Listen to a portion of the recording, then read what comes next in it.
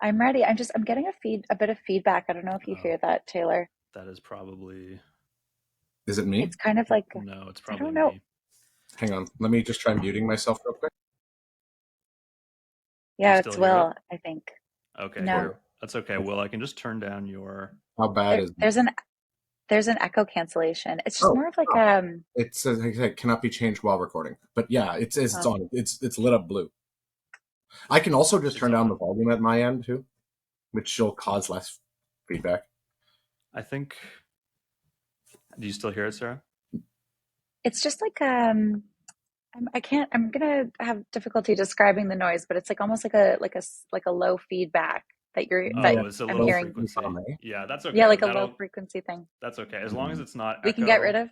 Yeah, as long as it's Okay, not echo, it won't cause an issue. cool. Okay, perfect. Yeah. If it griefs and we just need to do this again with headphones, I'll just slap on headphones. Oh, I'm sure it'll be. I'm sure it'll be okay. All right. Okay. Will, thank you so much for joining us on the podcast. Happy to be here, man. So let's start off with a basic definition here, because I, for one, am slightly confused about this concept. Explain to us, what is productivity? How is it measured? Why is it important? What makes it go up and down? Just give us the basic high level overview. Okay. I'll give it to you in two ways. The simple way is the idea that we can get more stuff out with less stuff in. That's productivity. And you are more productive if you can get more output for the same amount of output or inputs. So that's the basic concept. Now, how we measure it depends on the scale you're looking at. If you're looking at efficiency of an individual person's productivity, we can look at like average labor product. But usually when we're talking about this at a macro level, we have to try to spread it out over every company, over the entire country. And so we usually end up using aggregate numbers like GDP. The challenge to using aggregate numbers, of course, is that you are literally bundling everything up together and then dividing it by some number most of the time, which means you lose an incredible amount of definition, right? Like when we talk about like income per capita, right? You often get this idea that, oh, Canadians are doing okay. But the truth is that some people are doing really badly and some people are extraordinarily wealthy, and that's just not captured in average numbers. So when we talk about national level productivity, we're talking about one of those fuzzy numbers that is an aggregate by definition. And what we do to measure productivity, there was a way that they came up with doing this in the 20th century. It's pretty straightforward. They start off with how much GDP changed from one period to the next. Then they try to take out the part of that that's inflation. So that way it's not just, we're measuring, there's twice as much activity, but the value of the currency got cut in half. So it's really the same amount. So once we cut out inflation, then we say, okay, well, what could have led to more output? And that could be more people, right? You add an extra million people to your economy and you're going to make more stuff. It could be more kit. You give those people more tools and more equipment. And all of a sudden they're going to make more stuff as well. And then finally, you've got what they call productivity, or what's left over, right? There's the total gains that we had. This much was attributable to inflation, this much from more people, this from more kit. The little bit that's left over, that's the improvement in productivity. Economists call it multi-factor productivity because they recognize it's made up of a bunch of stuff. Decades and decades ago, we used to call it technology. So if anybody took an intro econ course, they would have heard about the Solow residual or technology. Modern economists call it multi-factor productivity because it's a bunch of different stuff that just allows us to get more with the same amount of people and the same amount of kit. So to make this very concrete for people, could you give us an example of what adding productivity or increasing productivity would look like in a specific business? Let's say a car I manufacturing can make it plant. even simpler than that. Let's just say we're going to dig a hole. We're going to extend the Eglinton LRT, right? And so Maybe we can someday. do this in a bunch of ways, right? That everybody knows that the job will get done faster if we just put more labor on it. Like more people digs faster. Okay, so that one's easy. You want more productivity, get more people together. One of the things that happens when you get more people is they can specialize. So you can have a digger, a person who makes lunch, a person who gets water, a person who does payroll. And so it becomes more efficient because you get specialized roles instead of having everybody just dig. The Mhm. second thing is when you start giving them shovels or backhoes, right? As soon as people aren't digging with sticks and their hands, all of a sudden they're productive. So adding kit. or capital makes it more useful, then finally you can have things like productivity. And one of the easy ways to think about productivity is how we organize the workers in that hole. Do we literally just take 6 people, give them 6 shovels and say, get in there and dig, suckers?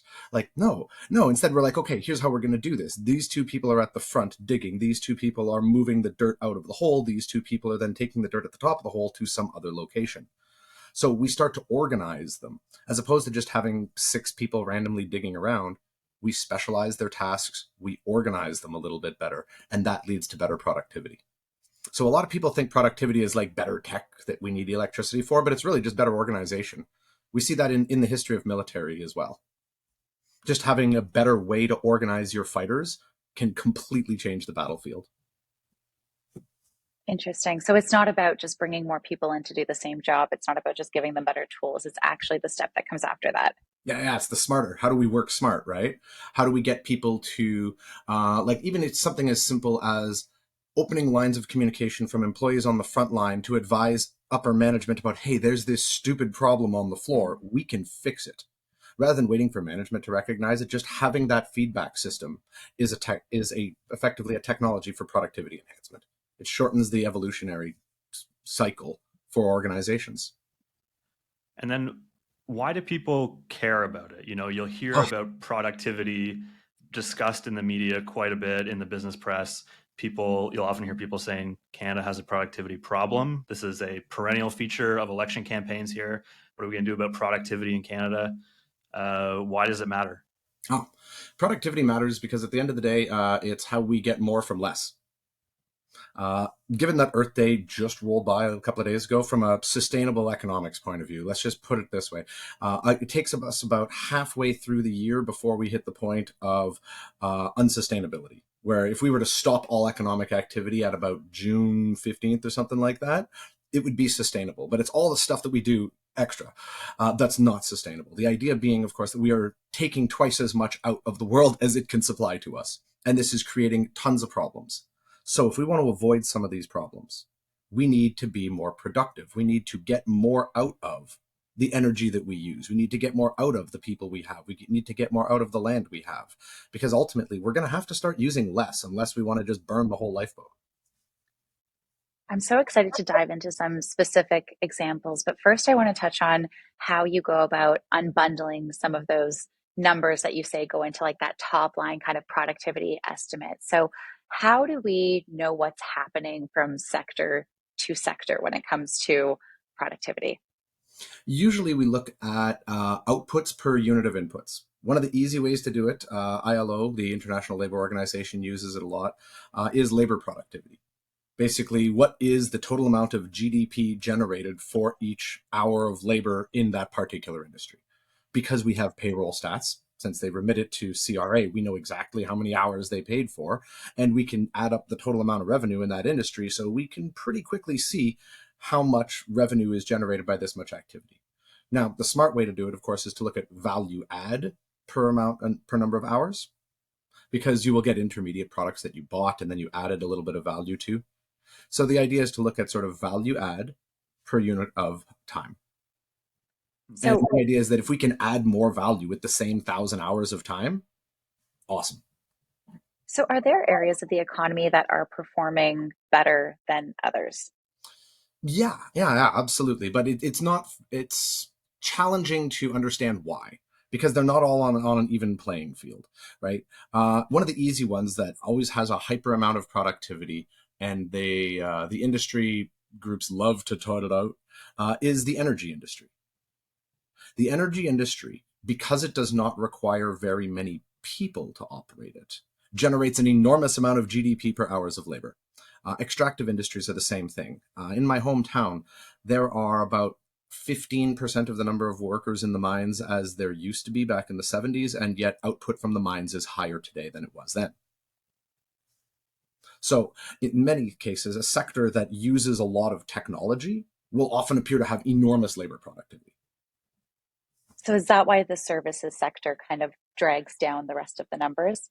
Yep.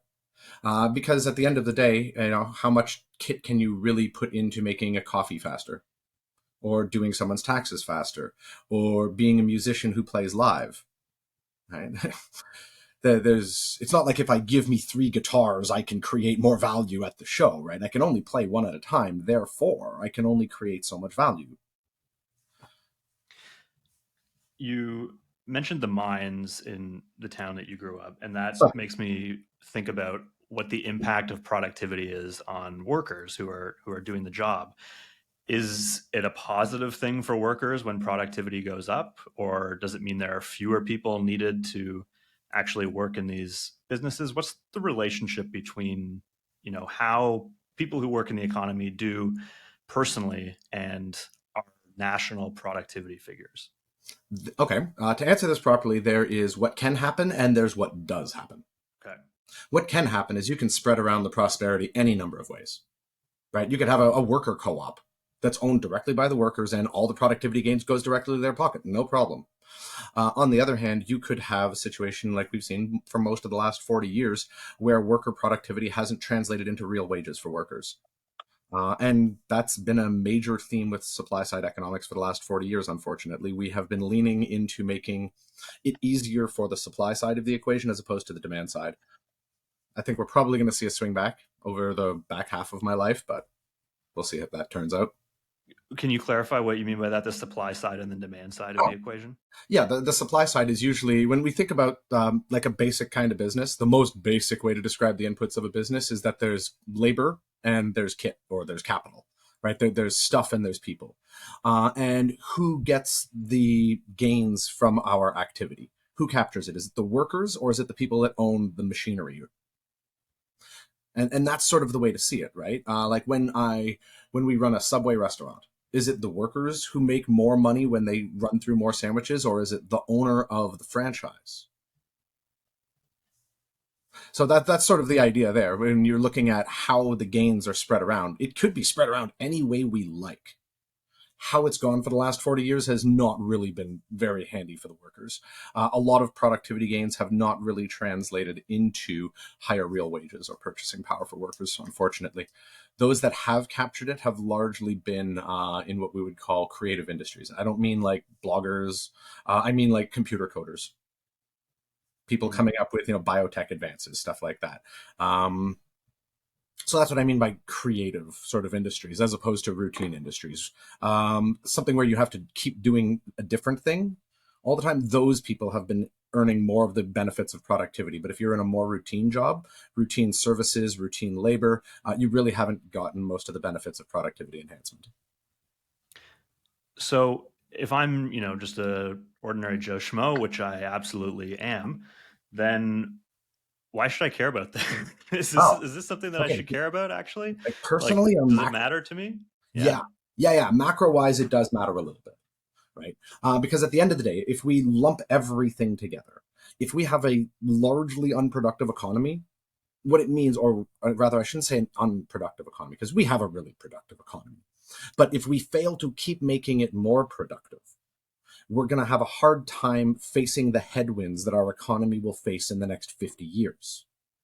Broadly speaking, we have a huge amount of old people coming down the pipeline, and we have a massive transition ready for our energy sector. We have to completely rewire our economy for aging and sustainability. Where are the resources for this going to come from unless we try to make things more efficient? Unless we can grind out much more output from each person and each dollar that we have, we're gonna come up short.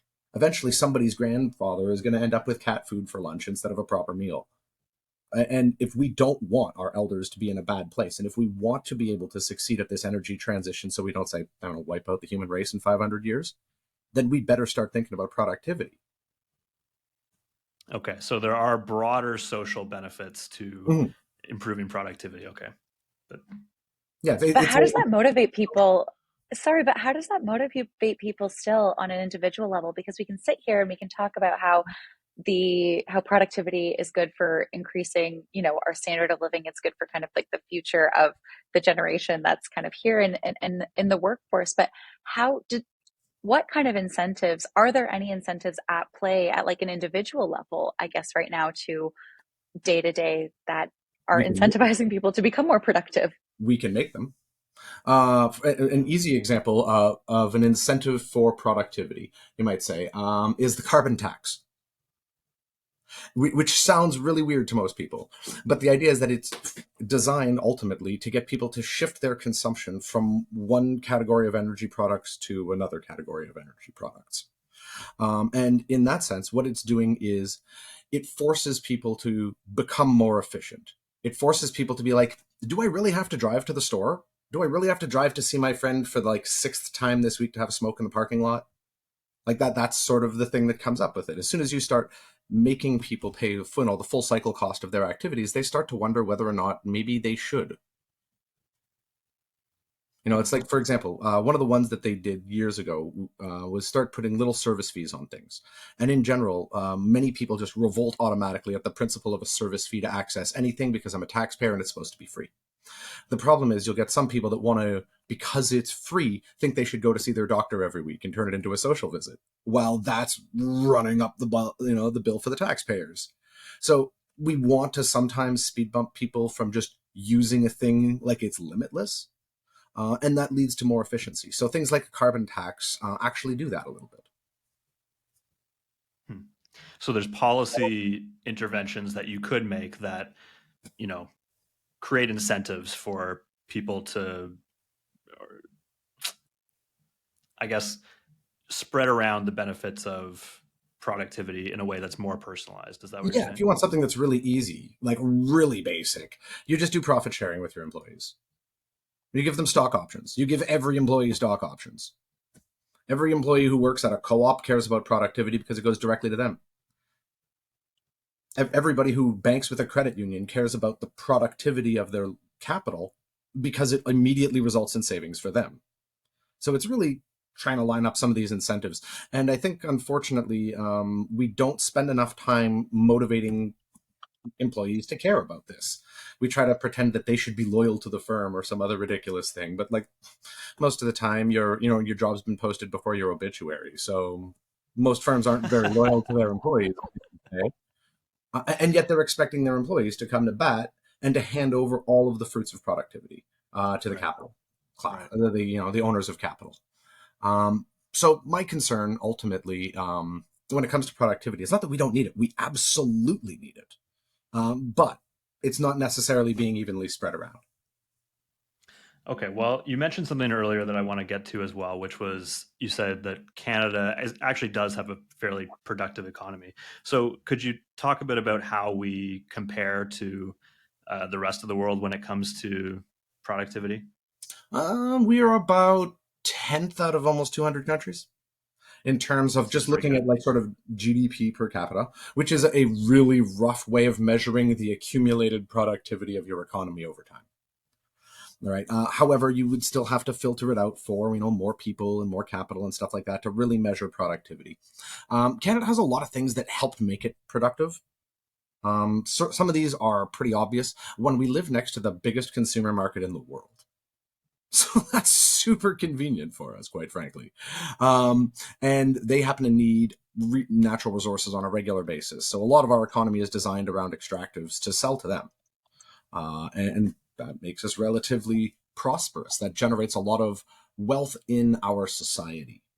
It doesn't always mean it's evenly spread, but it generates a lot of wealth in our society. So looking strictly speaking at things like our natural resources, that's been a big help. Another big thing that's added to us is security. Like, it's pretty safe in Fortress North America, right? Like the last time we had any sort of major fight, the Americans were shooting at themselves, and it was 150 years ago. So we're pretty safe, all things considered, right? Like we haven't had like cities burned to rubble or things like that, like so many other countries have over the last 100 years. So that's been really productive for allowing us to sort of build up that base productively. We have excellent education systems. And we have very good legal systems that makes it attractive for investors to want to put their work in, or put their capital to work in Canada, rather. So a combination of security, good institutions, having the Americans right beside us and having them like us has really made it easy for Canada to succeed. Now, there are things that make it hard for us to succeed Yeah, too. let's And talk this is about some where of we those. need productivity, is Yeah. to get over the things that are harder for us. Our geography. Everybody likes saying, "Yeah, Canada's beautiful," but like, man, our geography's rugged.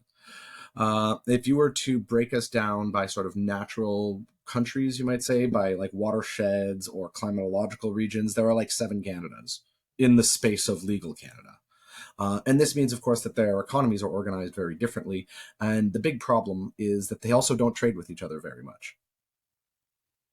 So you end up with these regions within Canada that are almost completely isolated from east-west trade, but they do lots of north-south trade. So geography has been a really big problem for us. Like trying to get across the Shield was a problem when they were building the CPR. It's a problem when they're building Trans-Canada Pipeline. It's a problem if you've ever tried to drive it in the spring with the moose. Like the Shield is just tough for business, and it's tough to help integrate, parts of the country together. The Rockies does the same thing, right? Like Vancouver to Calgary is in a straight line, not all that far, but there are mountains in the way, and so obviously this creates a lot more complications for us to economically integrate. So geography has been a big challenge for us. 90% of our population is all like huddled up on the U.S. border, of course, so we have all this big space, but we're not really using it. We're growing trees. That's been a big challenge. Another big problem is that we have wicked, stupid trade barriers between our provinces. We are almost organized like a series of little countries because that's what was necessary for Confederation to work 150 years ago. On the other hand, every little province is their own special little kingmaker, and they try to protect their own local industries. And this protectionism within Canada is the biggest rock holding us back. We don't have enough interprovincial trade. People who are skilled in one province can't necessarily make use of their skills in another province. It really holds up labor mobility, makes it a real problem to move around, right? Like if you're a lawyer, you deal with, in Ontario, with the Ontario Law Society. If I'm an electrician from Saskatchewan, I can practice in Saskatchewan. So it becomes really problematic at the end of the day. And we don't do a lot of east-west trade because of geography, but we could be doing more if it wasn't for the regulations that we have that are holding us back internally. We only got our first supposed free trade deal between the provinces in the last 10 years. So I think this is a useful example because to me, it's not obvious what the connection is between those trade barriers and lower productivity. Can you just explain the mechanism there? Yeah. What happens is you end up with, instead of developing sort of national level champions, you end up with a lot of small regional markets. And a lot of people think, oh, well, that's very cute. I like going to a small town where I can get specialized, cheese or specialized wood product from this town. But it's costly. When you're a small business, you can't necessarily invest in the newest innovations that make you the best, most efficient products. And in a globalized world, you're competing with everything on Taobao. So unless you're, selling at a farmer's market where people want to pay the markup for a local product, or you're paying at a local craft market where people want to pay that markup, they're going to buy it cheaper on Temu. And so the real challenge for Canada is that we don't have the opportunity to take advantage of scale because we have so many fractured little regional markets that fail to integrate. We have a handful of businesses that do. And unfortunately, even though they've grown to be large national champions, there's a totally different problem that emerges for them. So our Rogers, our Teluses, our RBCs, they're coddled from international competition. Our regulators give them space to just run these inefficient oligopolies that extract rent from Canadians on a regular basis, pay the highest cell phone data fees in the world, highest mutual fund fees in the world. And it's because we have these protected giant oligopolies at one end of the scale and these tiny little inefficient companies at the other end of the scale.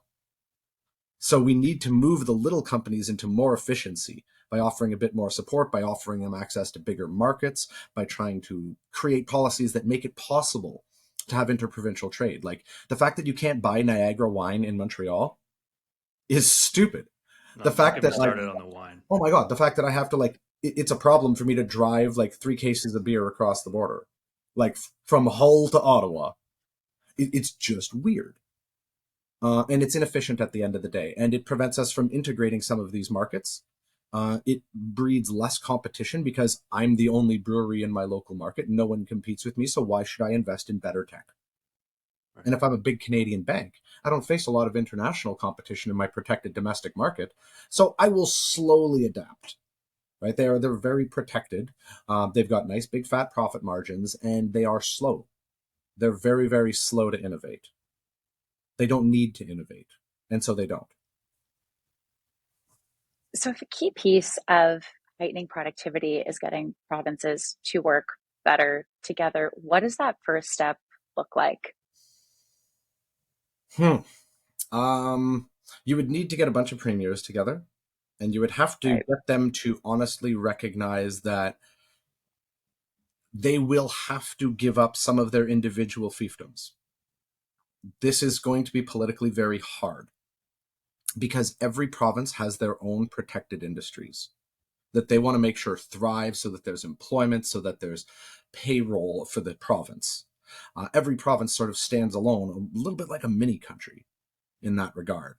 And so the idea is trying to, how do we take some ideas from the European Union?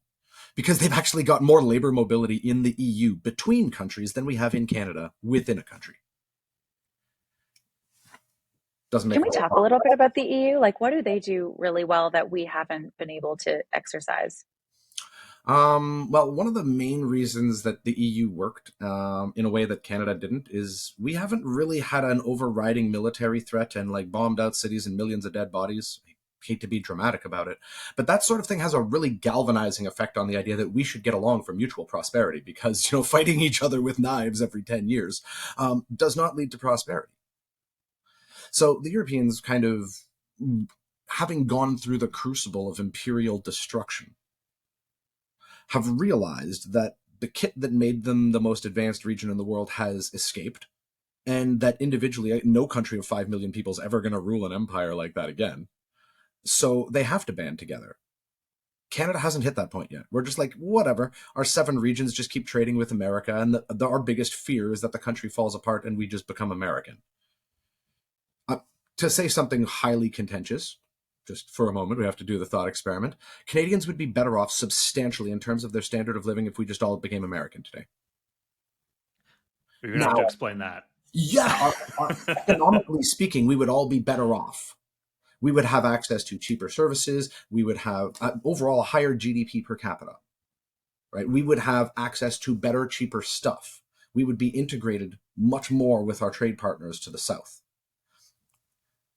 So broadly speaking, there's an economic argument that says you should just join America. And in fact, we've seen all kinds of stuff from like the Annexation Proclamation in the 1800s, where a bunch of Montreal merchants were like, America, just take us over already, right? Like we saw all kinds of stuff like this throughout Canadian history, and it's always been a weird tension. And so the interesting part of that, not to digress too much, is how do we make the argument that Canada's worth keeping? Is there something valuable about being not America that's worth like $10,000 a year worth of prosperity? Maybe. Is America, If we can't come up with the answer to that question, man, what are we doing? I guess, a question that looks at kind of the global picture too, is America still the place to be? Looking at the Canadian perspective, we've seen kind of productivity decline a little bit. People are people are ringing alarm bells. I would love to know, in your view, whether or not that's justified. But like, is America doing that much better? Because you can't help but look at other parts of the world and see like, whoa, like there's some really interesting economic growth happening. And are we going to kind of start getting beat out by other kind of rising countries? America, if I aggregate it, yeah, it's still rocking. Things are fine. Within the aggregation, there are obvious, like one of the wheels is coming off the bus, right? Like there are real problems in America at the bottom end of the economic scale. If you do routine work and you don't have a lot of education under you, it is a bad time to be in America. And it's going to be bad for the next 30, 40, 50, probably forever. You need to invest in upskilling people. But the truth is that there is a significant portion of America for whom this is not working. But on the other hand, if you are in one of those creative type things where you have non-routine work, America is the place to be in a lot of cases. You've got opportunities to make substantially more money, enormously more money, quite frankly. You've got more opportunities to move up between employers. You're not dancing between the same 4 companies within your industry as you try to move diagonally. There's a lot of opportunities in America that just simply don't exist in Canada because of the scale of what's going on. Now, broadly, if I take America versus rest of world for a while, they do have some awesome advantages. They have kick-ass geography. They have like the juicy part of North America, quite frankly, the biggest piece of contiguous arable land in the world, overlaid with a navigable water system. Awesome. They have the intercoastal waterway system on the East Coast, which is great for moving goods, super cheap and protected from storms. They've got enormous moats, about 5,000 miles wide on either side, protecting them from any potential land invaders. They are otherwise integrated economically with their neighbors north and south. So security-wise, they're awesome. They have pretty good institutions, quite frankly. They do institutional innovation. They like to try new stuff. So that's good about their society. They're not going to just sort of freeze at something that works. And interestingly enough, their demographics are better than ours. Americans are having kids. Canadians aren't really having as many kids. Americans overall are having more kids and more people are moving there. If you look at 25, 30 years from now, Americans will be younger than Brazilians, which is weird from how we think about it. But a lot of people in America still having kids. Young people still moving in, still expanding. But in a lot of countries, it's just collapsing. So America's got some good opportunities. They're our pacemaker when it comes to measuring productivity. They're always going to be better than us because the geography is better, because they have higher population densities. But we should always be shooting for that. We should be like, yeah, but we have more resources per person. So how come we don't have a high-tech economy in the same sort of way? That's what's really the question we ought to be asking ourselves is there are certain kinds of industries that are really productive at the end of the day, but we don't have much invested in them. We don't have much in terms of healthcare industries. So that's one thing that's sort of lacking. We don't have much in the tech space. And a lot of that stuff is deemed highly productive at the end of the day. If you can come up with medical patents, you can export that stuff all over the world. So, are there countries? Let's put America just to the side because of all the sort of built-in advantages that you just mentioned. Are there countries that don't have those advantages that nonetheless are punching well above their weight when it comes to productivity? And what do they do? Japan.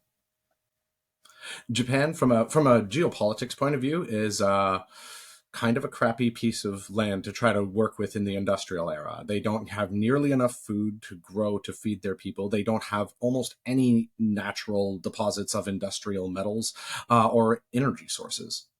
So like they have to invade their neighbors to get oil and coal and bauxite and literally everything that makes a modern economy work. So like Japan should have been economically a failed state. That's why they tried to do that breakout move that helped cause World War II, right? Was they wanted to get these resources they would need to do it autarky style, but they failed. So Japan realized they're like, okay, so if we can't get the resources like this, how are we going to do this? Are we going back to the 1700s? Is this the plan? And they were like, well, instead, we will integrate with America's security network. That'll keep us safe for a little while. And then America's got a big global trade system they're building. So that means we can just buy all the stuff we thought we had to invade people for.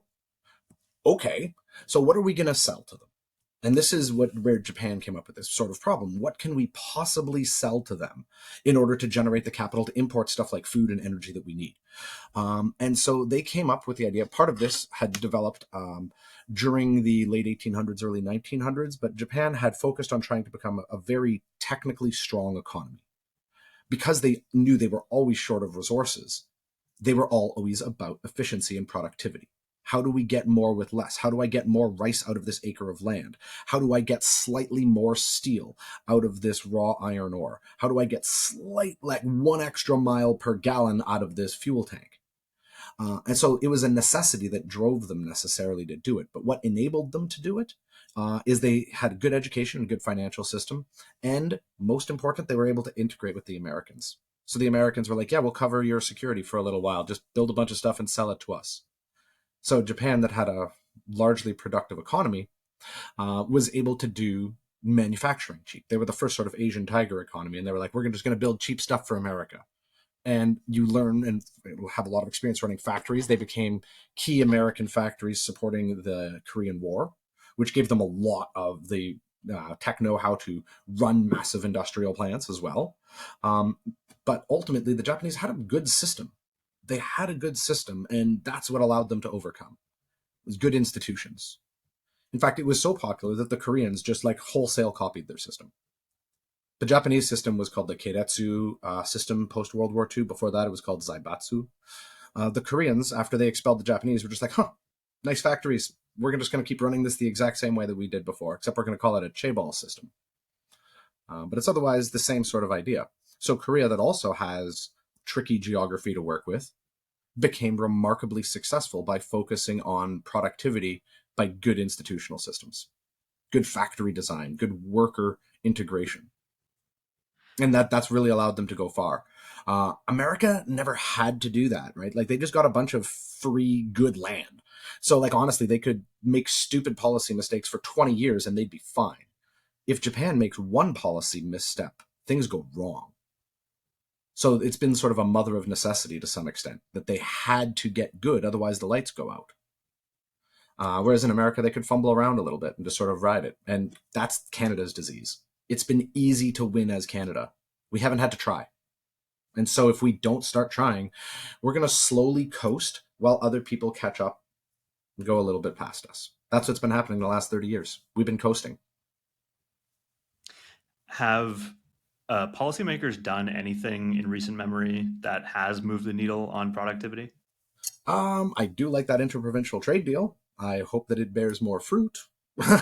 Otherwise, we've done a few things. They tried to make it a little bit easier to support startups, which I thought was interesting. So rules around crowdfunding in the venture space, so you don't just have to deal with venture capitalists, which is nice. They tried to make it a little bit easier for people to fund startups so that you would get a little bit more innovation. Right? We don't need necessarily people to invent whole new things. We just need them to like make things slightly more efficient, and then you can sell that to a big firm, and they export that effectively all over their entire market. If you can find a way to save, say, $1 on $1,000 loan, sell that tech to RBC and watch them create lots of prosperity with it.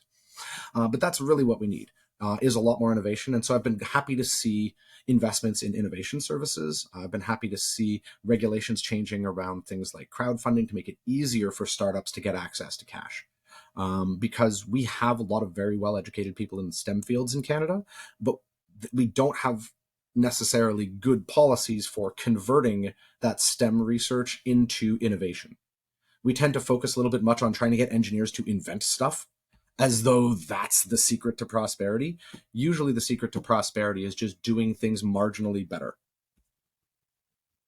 Like I don't need a whole new vehicle. I just need the car to be slightly better. And if everybody focuses on just trying to make things a little bit better all the time, we can move that productivity needle. So even though an individual worker isn't going to change things, we're talking about like 1,000 people or one person trying to move a rock. It's not going to happen. But if you get 1,000 people, now we move that rock. At an individual level, how can people, I guess, set themselves up for success? Because we talk about, reskilling, but there's not necessarily maybe the right programs or maybe the right funding. And so I guess like at an individual level, if you're not maybe part of one of those creative industries that have seen wages kind of move along down the line with productivity, I mean, how can workers kind of position themselves to catch the wave, right? As certain industries maybe become more productive or Canada, taps into unique successes here and there. It's going to sound weird because it's going to sound like I'm self-pitching. Education, post-secondary education, we need more. We balance about with the states in terms of undergrad education, but at the graduate level, they produce twice as many master's students per capita as we do. So we have lots of soldiers and no officers at the end of the day, right? So we need people to have those grad level skills. We also produce way fewer PhDs than they do per capita. So we are missing some of those primaries. And part of the reason for this is because people who get PhDs and masters just go to the States. Right? This is part of the problem. We've always been dealing with brain drain issues. But one of the things that would be nice is to try to find ways to keep the local talent local. One of the things I saw that was really clever, Saskatchewan a few years ago introduced a plan to help pay off parts of student loans, provided people moved to Saskatchewan. I think they were going to pay off like $20,000 over 4 or 5 years. As long as you moved to Saskatchewan and stayed, they were just going to hand you money. So that's always nice. I always thought the idea of exit scholarships would be good. If you graduate, you complete your degree. None of this like giving money to people up front. Hey, here's some money. I hope you buy a nice stereo and spend it at the Lickbo. Instead, you give them scholarships when they graduate and be like, hey, so we're going to cut your student debt now that you graduated. And the higher your grades are, the less student debt you're going to have. That sort of thing, I think, goes far. It gives people a reason to care about their grades, to care about getting the skills, and it makes education more accessible financially to them. So I think the expansions in education would help.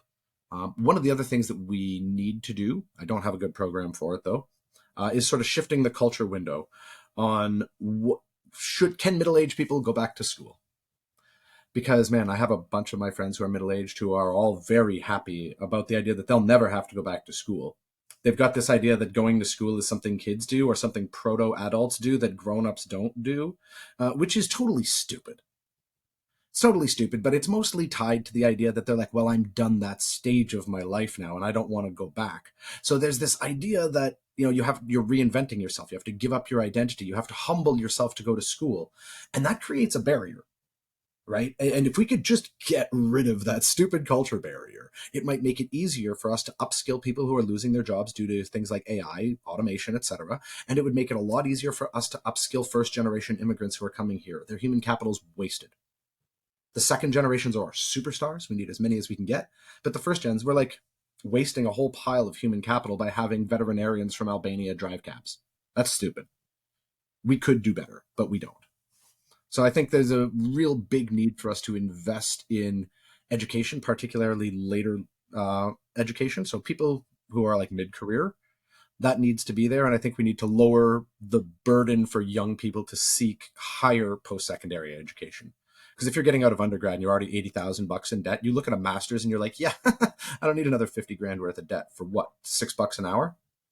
So unless we can really make that difference for people by cutting the cost of access, we're not going to get anywhere in terms of generating the skills necessary to spark innovation that will create the productivity that will make our society better off.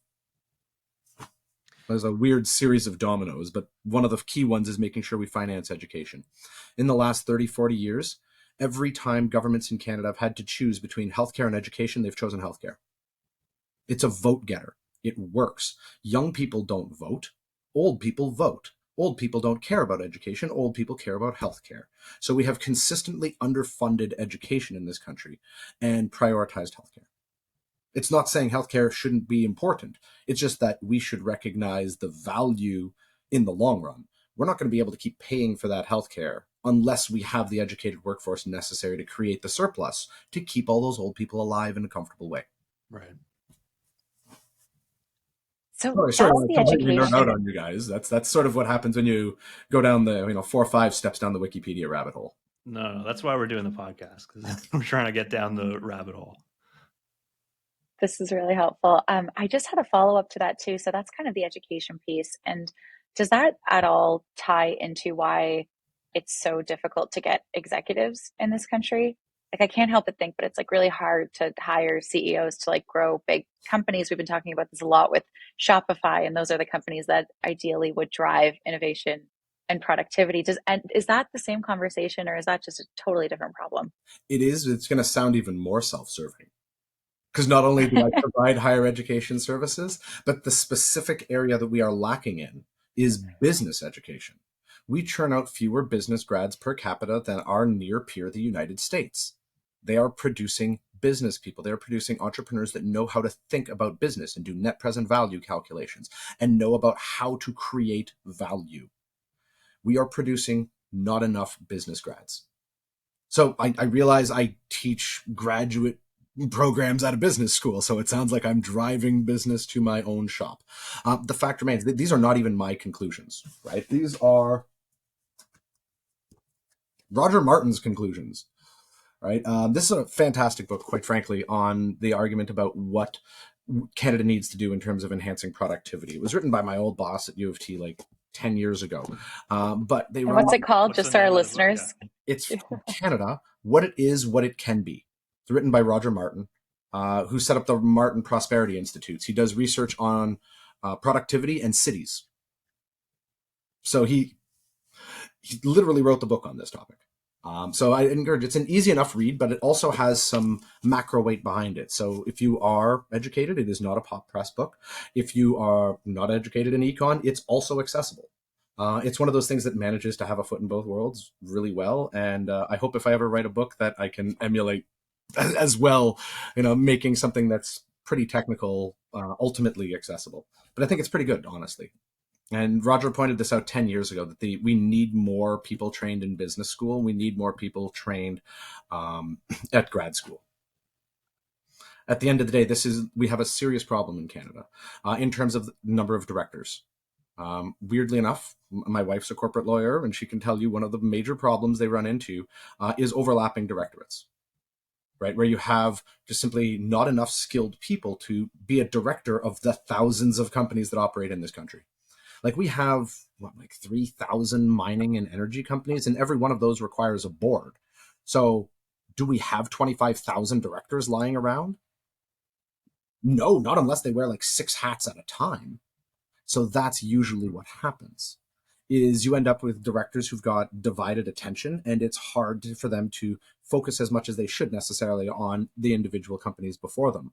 So we don't have enough management talent that can focus on how to take existing processes and make innovations with them. We don't have enough talent to enable us to upscale our businesses from small entrepreneurial to large national and international scale businesses. And ultimately, we need to have more skilled employees to fill those businesses with. We're going to have to spend 20 years, and we're going to have to build out some more business schools. We're going to have to provide some scholarships to people. At the end of the day, if we don't become a more technical economy, there's not going to be enough taxes to pay for what we want and need as old people. Our parents will be okay, but it's going to suck when we get there if we don't start making it better now. I have one last question on technology. Just looking ahead a little bit, you see some presumably pretty big technological changes coming down the pike pretty quickly, specifically around artificial intelligence. Mm-hmm. And I'm wondering if you can speak to any theories that you might have or thoughts that you might have, recognizing that we're at an early stage of this, on the potential impacts of that on productivity. I can put it this way. It seems obvious what's going to happen at this stage, at least given the tools as we see them now. We're giving power armor to miners. That's basically what we're going to do. A lot of people feel that knowledge work is going to be threatened by this. Honestly, this is going to make knowledge work better and faster. AI will enable, not at the moment, but it will enable immense time savings for, say, in document review in the legal profession. AI will make auditing a lot more sophisticated in the future. AI will help us, has already helped us to massively improve logistics flows around the world. So that's already happened in the back office. AI has already taken marketing by storm in the last 10 years just by analyzing, your ad preferences and trying to steer your eyes towards things that you're more interested in. But it's going to have a big impact on what we would call routine knowledge work. If you're not doing creative knowledge work, you're done. AI is coming for your job, just like every other machine has come for other people's jobs. It will take a long time, though. It's not like everybody's going to suddenly be out of a job next week. That's ridiculous. But over time, what we're going to see is that those jobs will steadily erode where it's possible. But before everybody says this is a terrible problem, AI is going to take our jobs, let's remember that the workforce in a lot of countries is already shrinking because of aggregate demographic aging. Right? The workforce in China has been shrinking for half a decade. There are fewer workers in China today than 5 years ago. We're going to have the same sort of problem with mass retirement of baby boomers in Canada. If we don't keep backfilling with massive amounts of immigration, our workforce is going to shrink. So given that, people might say there's a rate at which we can metabolize new immigrants, if you'll, pardon the turn of phrase, the real trick is going to be, how do we get more productivity out of our workers? Because with older society, we're going to need to have, 2 or 3 times as many healthcare workers as we do right now. So how are we going to do everything else? There's going to be fewer people working at the Ford plant. And you can say, oh, that's terrible, we lost those jobs. But that's because we needed these people to work in other places. not because, we ran out of stuff for humans to do. That has never happened. One of the interesting things over the last couple of hundred years, that's because I teach financial history, so weird nerd stuff. Big spikes in unemployment don't happen because of technology. They happen because of financial crises. Like that's the truth of it. When we get enhanced productivity, yes, on a local micro level, yes, people lose their jobs. They respec, they train. I'm on like my 4th career. So anybody that's like, oh no, I might have to find a way to do something different. Yeah, life is complicated. It always has been, right? You're going to live for like 80 years. The idea you're going to pick something when you're 16 and just do that until you die is crazy. So at the end of the day, we're going to need a lot more people, or we're going to need things like AI and automation to backfill some of that, because we're going to have fewer people doing those jobs and we're going to need them to be more productive. I suspect, if anything, it's going to follow the same sort of path as extractive technologies did in mining, like in my hometown. There's going to be fewer people doing these jobs, and they're going to be more productive. And that'll open up a lot of different opportunities. That'll lead to us to be able to do a lot of different kinds of jobs that we're currently underserving our market. If we free up jobs in manufacturing, that creates the space for the healthcare jobs that we need. Right. Okay, Sarah, any last questions? Not any that wouldn't lead to a 20, 30-minute additional discussion. So I'm no, sure we could go on for a part we could 2. just go on. I'll leave you guys with one more that is funny and accessible, so you can close with it if you like. So the Japanese solution to their demographic inversion, because they all got super old too. They not only have like crappy Right. geography, but they're also super old. So Japan's solution to this, as you can imagine, there's a few possibilities. You can try to increase fertility. Almost nothing works for that. You could increase immigration. Not in Japan. The other one is robots. So no surprise, what did Japan lean into? Robots. So my favorite example of automation, and it's in healthcare, right? Not only are they getting little robots to run stuff around hospitals instead of orderlies, which I thought was pretty clever, but the cutest thing. So they had this problem with elders in retirement homes. They would get what they called the wanders at night. They'd like look out the window as the sun's setting and just sort of, wish anybody cared about them. And they'd just get up and walk away. And then like an hour later, it's dark and they don't know where the hell they are. And like people die, they miss their medication. Like it was a real problem because people were just sort of leaving their family members, in rest homes. And the wanders was a major issue. So this Japanese company comes up with the cutest damn solution. They create this little robot called Paro. I think it's Paro. It's a robotic baby harp seal. It's soft, it's white, it purrs, it responds to being pet, it knows its name, it responds to your voice, it learns your voice. And what this has done is given old people something to love. Can't give cats to old people. They forget to change their litter box for 3 weeks, or they don't walk the dog, or, like they didn't feed the fish and they die. So you can't do that with people that forget, but you've got a robot that, is something they can love and is almost believable. And it has massively cut down their wander rates problem. So Japan's solution, we don't have enough healthcare workers to watch all these people. Give them robots. Like, no surprise, they went for the mecha solution. That's an interesting anecdote, and I suppose a happy one, but also in some ways a sad one. Check out what the Paru robot looks like, and you might not think it's so sad. You might be right. like, that's I'm super sure they cool. don't. I don't want one of those. I might get one. Right? Yeah. Sit down, watch Netflix, and Maybe pet I'll your be happy heel. then too. It can keep your Roomba company. Yeah, exactly. You can ride your Roomba around. Okay, well, this was great. Thank you so much for doing this. Yeah, and I'm really happy to help out. This is right in my alley. Like I teach a course where I talk about a bunch of this sort of stuff. Like I teach econ, teach financial history, where we talk about redesigning the financial system and what we have to do to survive the future. So yeah, this is right up my alley. Perfect. Well, really appreciate it. So